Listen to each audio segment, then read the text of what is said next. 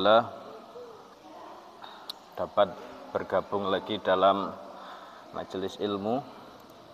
Semoga Allah Subhanahu wa taala memberikan keistiqomahan kita semua, ibu-ibu, di atas jalan ketakwaan kepada Allah Subhanahu wa taala.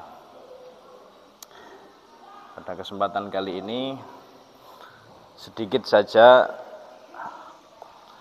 akan mengambil ibrah dan juga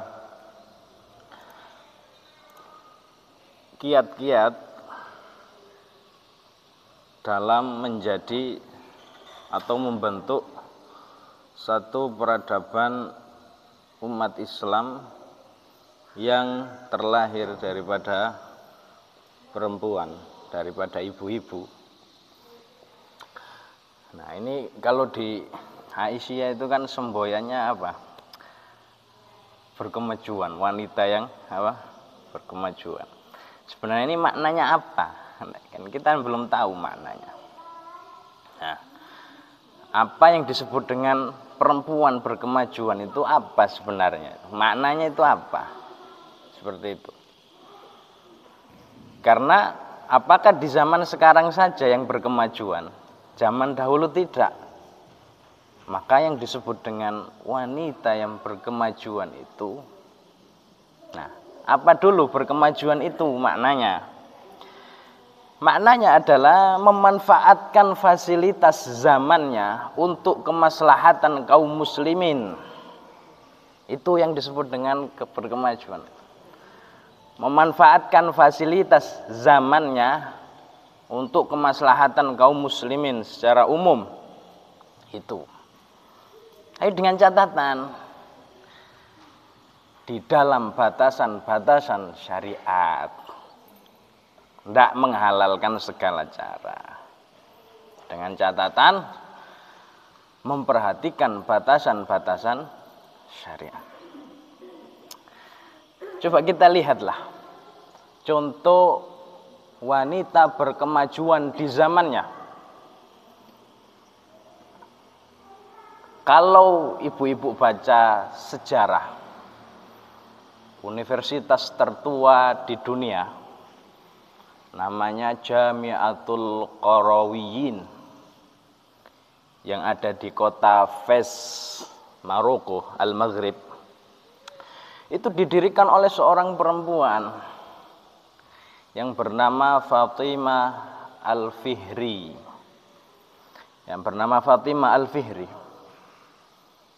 Beliau ini seorang perempuan, ibu-ibu biasa, ibu rumah tangga biasa. Beliau anak dari Syekh Muhammad Al-Fihri. Beliau mendirikan universitas itu tahun 975 Hijriah. Jauh sebelum universitas yang dianggap paling tua di dunia, yaitu University of Oxford. Itu jauh pertama kali didirikan oleh Fatimah Al-Fihri. Dan beliau ini ternyata seorang ibu-ibu biasa, tapi rajin dalam belajar, rajin menghadiri majelis-majelis ilmu. Beliau ini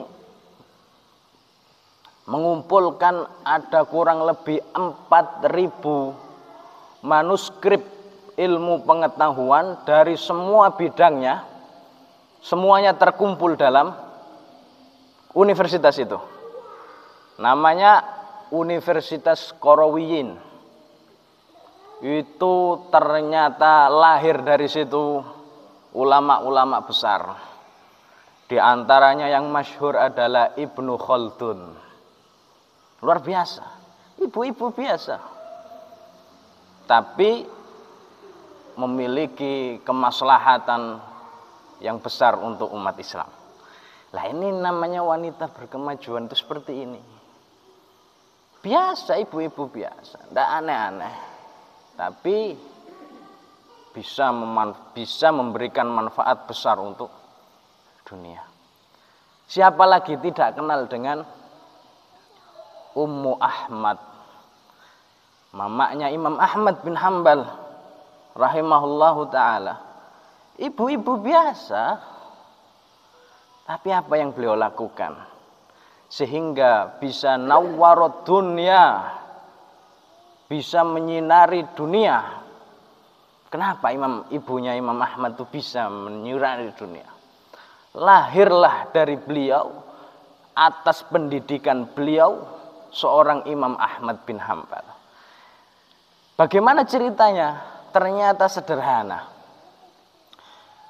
Tidak lepas ibunya Imam Ahmad ini menghangatkan air sebelum subuh.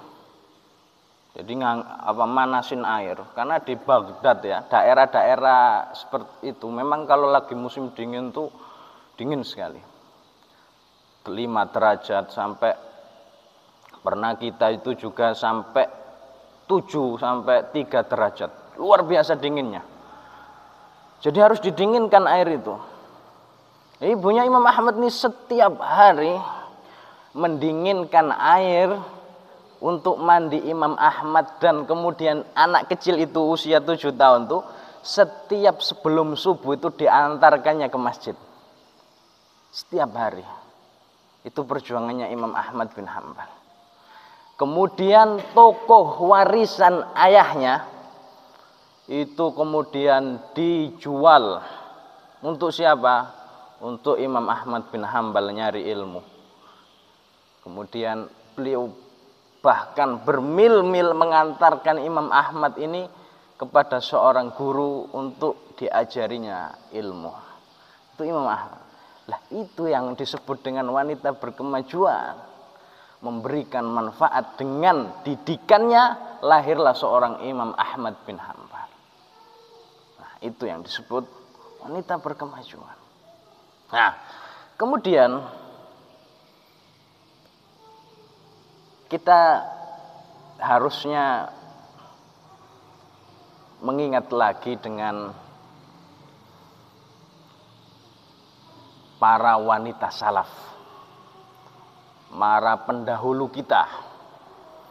Karena gini, seseorang itu tidak akan mencapai titik peradaban pada zamannya kecuali dia membaca sejarah. Itu kunci. Seseorang tidak akan mencapai titik peradaban pada zamannya kecuali membaca sejarah. Nah, ini yang kita ini sebagai orang yang hidup di akhir-akhir zaman, pastilah harus memiliki contoh bagaimana kita bisa maju, bagaimana kita bisa berkembang. Karena orang-orang dahulu pun maju pada zamannya, dan kita sekarang pun maju pada zamannya. Jadi tidak bisa dikiaskan antara kemajuan kita sekarang ini dengan mereka, tidak bisa. Jadi kemajuan itu bukan mutlak. Kemajuan itu terikat dengan zaman. Jadi maju jangan hanya sekedar maju pada zamannya. Mereka para istri-istri Nabi maju pada zamannya. Istri-istri para tabi'in maju pada zamannya. Kemudian mereka yang ada pada masa-masa Khilafah, Utsmaniyah, Abbasiyah, Umayyah, mereka maju pada zamannya, dan kita pun maju pada zaman kita. Tidak boleh dimutlakan kami ini maju, paling maju, tidak bisa. Tidak bisa. Pada zamannya. Seperti itu. Kemudian kita akan melihat sosok-sosok mereka, para wanita, ibu-ibu di zamannya para tabi'in. Di antaranya kita ambil beberapa pandangan-pandangan, sudut pandang. Yang pertama dari segi al-wara', tawarru' anil haram, dari menjaga dirinya dari sesuatu yang haram. Ini luar biasa. Dzakara Ibnul Jauzi rahimahullah, Ibnu Jauzi menyebutkan dalam kitabnya Anam ro'atan kanat ta'jinu ajinan. Ada di zaman tabi'in itu perempuan lagi ngaduk adonan roti. Jadi ngaduk adonan roti, tepung dikasih air, kemudian diadoni, kemudian ditiup biar mengembang, karena belum ada pengembang di zaman itu. Ditiup, kemudian dipanggang, ditungku pemanggangan. Ada wanita yang lagi ngadon roti. Balagha anna zaujaha qad mata. Kemudian terdengarlah berita bahwasanya suaminya di luar ini meninggal dunia. Farafa'at yadaha anhu. Kemudian dia melepaskan tangannya daripada sentuhannya terhadap adonan itu. Wa qalat hadza ta'amun qad sara lana fihi syuraka. Ini makanan ini telah menjadi makanan syarikat. Maksudnya makanan ini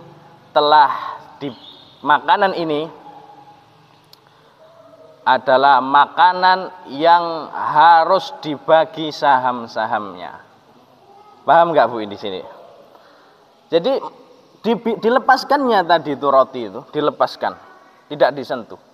Kemudian dia mengatakan makanan ini bukan menjadi hak milikku. Kenapa? Karena makanan itu telah menjadi warisan. Dan warisan tidak boleh dikonsumsi sendiri sebelum dibagi saham-sahamnya. Waroknya beliau ini. Jadi sudah mau dipanggang, tapi terdengar berita kematian suaminya, dilepaskan rotinya ini. Dan dia mengatakan makanan ini tidak boleh saya makan sendiri. Kenapa? Karena itu telah menjadi warisan. Dan seseorang tidak boleh memakan harta suaminya sebelum dibagi.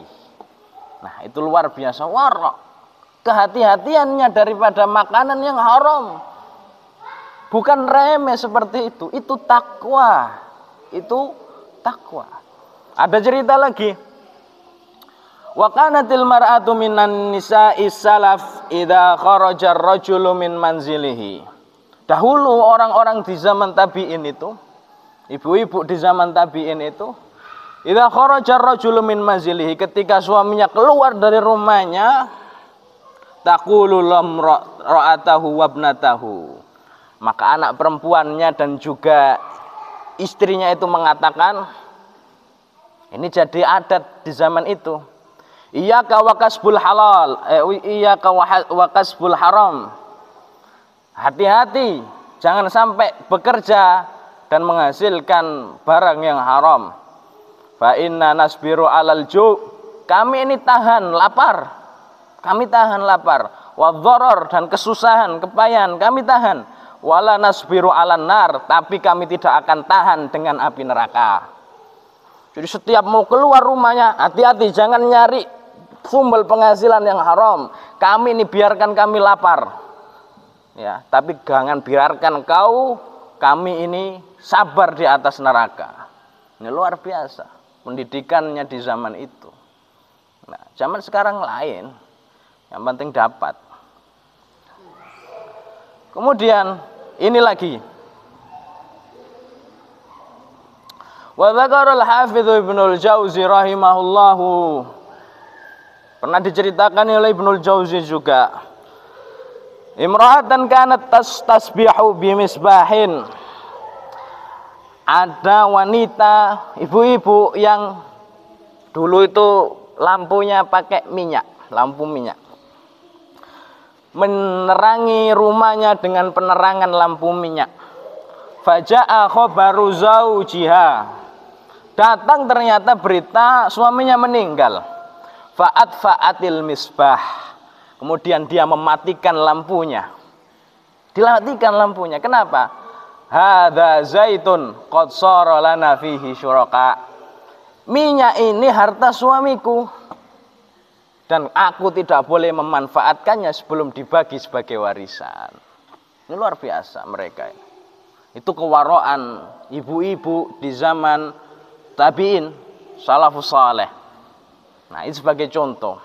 Nah, sebagai contoh. Artinya mereka sangat menghormati, sangat menghargai setinggi-tingginya hasil jeripaya daripada laki-lakinya. Luar biasa ini. Kemudian kita contoh sedikit-sedikit lah tentang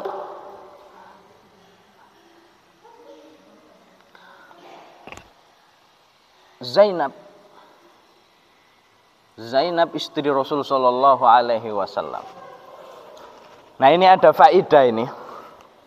Bagaimana cara menghafal nama-nama istri Nabi sallallahu alaihi wasallam?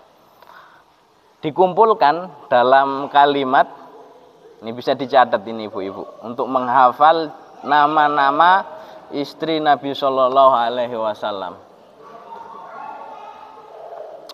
Yang pertama, nah ini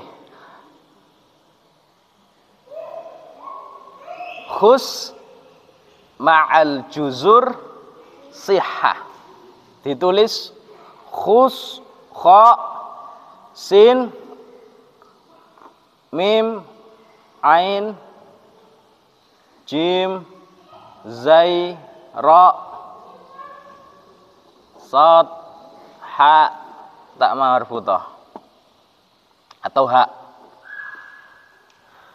Saya ulangi, kha sin khus artinya sawi, khus kha sin ma'a mim ain spasi jim zai ra juzur artinya wortel, siha sad ha ha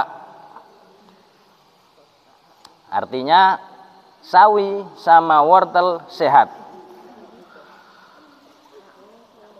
Nah, kita sebutkan apa itu kha. Kha di situ adalah Khadijah binti Khuwailid. Kha. Sin Saudah binti Zam'ah. Ya. Khadijah binti Zam'ah. Kemudian mim di situ siapa? Mim di situ adalah Maimunah bintil Haris. Maimunah binti Haris. Setidaknya kita hafal lah, karena kita sudah mengaku umatnya Nabi. Mim Maimunah bintil Haris. Ain di situ Aisyah binti Abi Bakar. Kemudian jim di situ Juwariyah bintil Haris juga. Juwariyah. Kemudian zai di situ ada dua. Zainab binti Huzaimah dan Zainab binti Jahsy. Zainab binti Huzaimah dan Zainab binti Jahsy. Ra ya, juzur ra di situ Ramlah binti Abi Sufyan, anaknya Abu Sufyan, atau digelari dengan Ummu Habibah, digelari dengan Ummu Habibah, atau digelari juga dengan Ummul Masakin, ibunya orang-orang miskin, karena sering seneng sama orang miskin itu seneng. Ramlah binti Abi Sufyan. Ra, kemudian sad di situ ada Sofiyah binti Huyai, anaknya pendeta Yahudi yang jadi tawanan kemudian dinikahi Nabi Shallallahu Alaihi Wasallam. Sofiyah binti Huyai.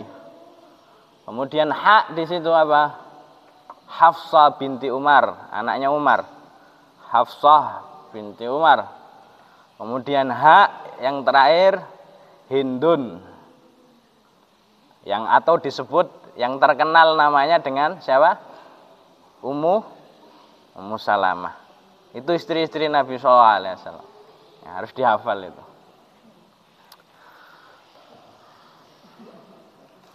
Nah ini diantaranya ada istri Nabi yang namanya Zainab. Zainab binti Huzaimah. Suatu ketika Rasul Shallallahu Alaihi Wasallam masuk masjid. Fa'idha hablun mamdudun bainas saritaini. Tiba-tiba didapati di belakang soft perempuan itu ada tali yang membentang. Ada tali tinggi segini, tali. Kemudian Nabi bertanya kepada Anas, "Ma hadzal habl?" Punya siapa tali ini? Qalu, para sahabat menjawab, "Hablun li Zainab." Ini punyanya Zainab ya Rasulullah. Fa idza fatarat ta'allaqat bihi. Ketika dia capek sholatnya, dia senderan di atas, dia pegangan pada tali tersebut. Ketika dia sholat terus capek, pegangan dengan tali tersebut. Faqala Nabi sallallahu alaihi wasallam, Nabi kemudian mengatakan, la khulluhu, copot, lepas itu talinya. Liyusalli ahadukum nasyatahu. Hendaknya seseorang itu sholat, ya, sholat atas kemampuan dirinya, atas semangat dirinya. Fa idza fatara falyaqut. Kalau sudah capek tidak usah sholat, duduk atau sholat dengan duduk. Ini bayangkan seorang wanita yang semangat ibadahnya luar biasa sampai sengaja memasang tali untuk senderan. Sampai sengaja memasang tali untuk senderan ketika sholat kalau sudah capek. Ini luar biasa. Kemudian kita ambil sedikit terakhir tentang sifat-sifat orang ibu-ibu di zaman dahulu. Ya. Banyaknya mereka dalam bersedekah. Dan ini sebenarnya sangat penting sekali. Karena pernah suatu ketika Nabi itu bermimpi. Uridu. Aku pernah diperlihatkan dalam mimpiku. An-nar, neraka. Fa idza aktsaru ahliha. Ternyata aku dapati banyak penghuninya adalah an-nisa, perempuan. Proteslah orang-orang. Kenapa ya Rasulullah? Li'annaha tuksirnal la'nah wa takfurnal ashir. Anak perempuan itu tidak pandai bersyukur. Karena perempuan itu tidak pandai bersyukur. Suka mengkufuri nikmat Allah. Dia mendapati sedikit nafkahnya, maka dia tidak bersyukur, mencaci maki, mencela, mulutnya tidak bisa dikendalikan. Itulah yang menyebabkan wanita itu disebut dengan banyak mencaci dan tidak pandai bersyukur. Dan ini sebab orang banyak masuk neraka. Apakah ada solusinya ya Rasulullah? Ada. Tasaddaqna. Banyak sedekah. Banyak sedekah. Ibu-ibu zaman sekarang ini kaya-kaya. Harusnya pandai bersedekah. Karena lihatlah apa yang dilakukan oleh wanita-wanita di zaman tabi'in dan sahabat. Ketika mereka mendengar hadis ini, mereka akan pulang dengan meninggalkan hartanya di jalan Allah. Pernah suatu ketika Nabi setelah ngomong ini, dia pulang purwa masing-masing. Sampai ceritanya istrinya Ibnu Mas'ud itu menggadaikan sesuatu barangnya untuk agar bisa bersedekah. Sampai ketika itu Bilal bin Rabah itu penuh gamisnya, jubahnya untuk menampung semua perhiasan wanita di zaman Nabi SAW. Jadi Bilal itu tukang angkutnya seperti ini. Dia pakai gamisnya ngambilin perhiasan-perhiasan mereka. Artinya kita ini tidak lebih mulia dengan wanita di zaman sahabat. Paling tidak jangan ditinggalkan hal-hal seperti itu. Sedikit apa yang kita bisa sedekahkan, yang kita bisa infakkan di jalan Allah kepada fakir miskin, anak yatim, orang yang membutuhkan dan seterusnya, itu akan banyak menyelamatkan kita daripada api neraka. Ya. Karena yang terancam di sini adalah wanita. Dan sebenarnya jadi perempuan itu enak sekali. Karena disebutkan dalam hadis yang sudah terkenal, shalla khamsaha wa shamat ramat wa shamat shamaha wa ata'a zaujaha. Qila laha udkhulil jannata min abwabin syi'ti. Siapa saja perempuan yang bisa menjaga sholatnya, bisa puasa wajibnya, taat suaminya, dikatakan pada hari kiamat nanti, qila laha udkhulil jannah, silakan masuk surga, min abwabin syi'ti, dari pintu mana saja yang kau sukai. Enak sekali. Makanya eman kalau jadi perempuan tapi tidak masuk surga. Itulah yang disebut dengan perempuan berkemajuan, yaitu perempuan yang bisa memanfaatkan fasilitas yang ada pada zamannya untuk kemaslahatan kaum muslimin tanpa melanggar batasan-batasan syariat. Itu saja yang bisa dibacakan pada kesempatan kali ini. Semoga ada guna manfaatnya bagi ibu-ibu sekalian. Subhanakallahumma bihamdika asyhadu an la ilaha illa anta astaghfiruka wa atubu ilaik. Wassalamualaikum warahmatullahi wabarakatuh.